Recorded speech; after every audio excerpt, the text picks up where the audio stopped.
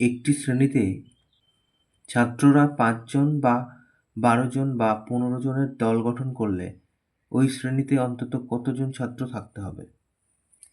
তাহলে এটা একটা খুবই সহজ অঙ্ক। এখানে বলেছে ৫ জন, ১২ জন আর ১৫ জনের দল গঠন হবে। তাহলে আমরা কি করব?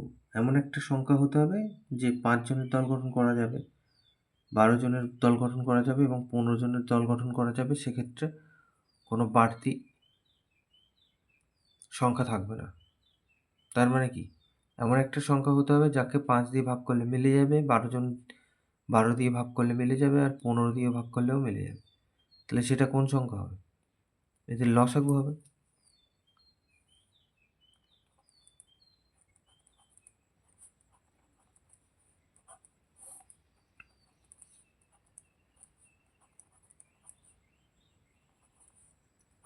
তাহলে লসাগু ৩ × ৪ = ১২, ৩ × ১ = ৩।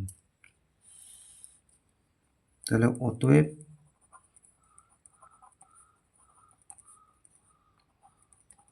লসাগু সমান এইটা।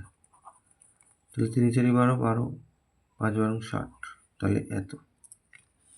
তাহলে এই এতজন থাকতে হবে।